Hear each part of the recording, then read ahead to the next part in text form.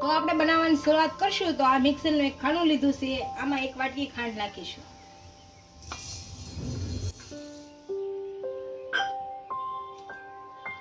કાજુ, બદામ અને પિસ્તા આ નાખીશું ત્રણે.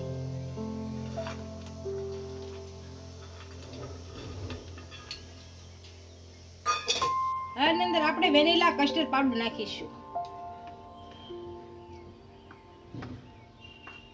અડધી વાટકી નાખીશું.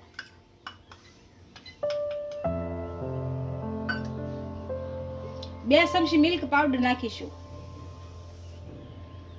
3 એલચી દાણા નાખીશું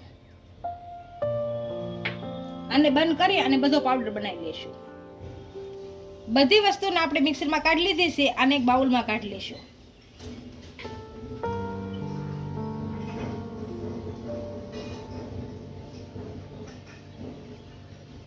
આ પાવડરને આપણે એક બાઉલમાં કાઢી લીધો છે. આની અંદર ઉપરથી આપણે બદામ નાખીશું,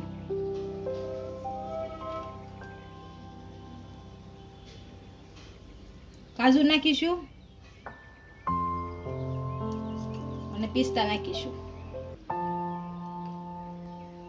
આને આપણે ભેળવી નાખીશું. આને તમે 1 વર્ષ સુધી સ્ટોર કરી શકો છો. તો આપણે શરબત બનાવી લઈશું. આમાં હું 3 ચમચી પાવડર નાખીશ. જો 3 ગ્લાસ બનાવશું એટલે 3 ગ્લાસ 3 ચમચી નાખું છું. તમે વધારે બનાવતા હોય એ પ્રમાણે નાખવાની. 1 ગ્લાસમાં 1 ચમચી જોઈ, 3 ચમચી નાખું છું.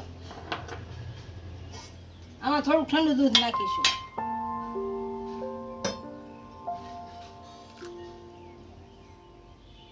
અને આપણે મેળવી દઈશું સારું.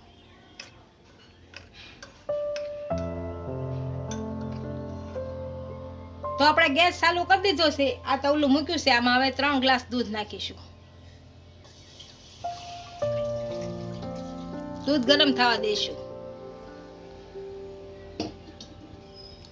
દૂધનો આપણે એક ઉફાળ આવે ત્યાં સુધી ગરમ કરી લઈશું. આપણે દૂધનો ઉફાળો આવી ગયો છે. આને ગેસ ધીમો કરી અને કસ્ટર્ડ પાવડર વાળો પાવડર જે નાખેલો છે એ નાખી દઈશું આમાં અને ધીમે ગેસ ઉકળવા દઈશું.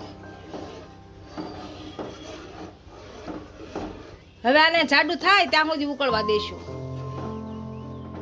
આપણું દૂધ છે એ જાડું થઈ ગયું છે. અને ગેસ બંધ કરી અને ઠંડુ થવા દઈશું. આ આપણે એકદમ ઠંડુ થઈ ગયું છે. આની અંદર આપણે દૂધ ફૂટી નાખીશું.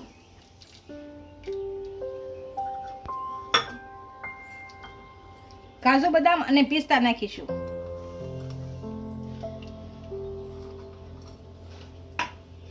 અને હલાવી નાખીશું. આપણું શરબત તૈયાર થઈ ગયું છે. એને ગ્લાસમાં સર્વ કરી લઈશું. આમાં આપણે બરફના ટુકડા નાખીશું. બરફના ટુકડા જ્યારે સર્વ કરીએ તે નાખીશું.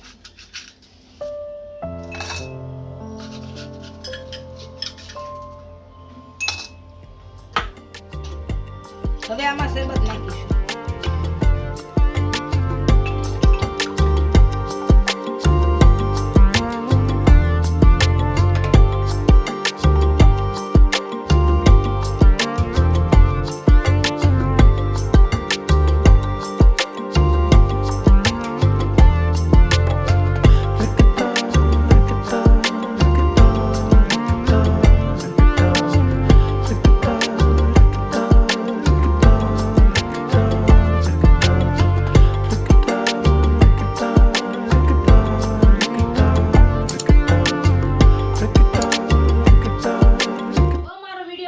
વિડીયોને લાઈક કરી દેજો, ઇન્સ્ટાગ્રામ અને ફેસબુક પર ફોલો કરી દેજો. મળીએ નવા વિડીયો સાથે.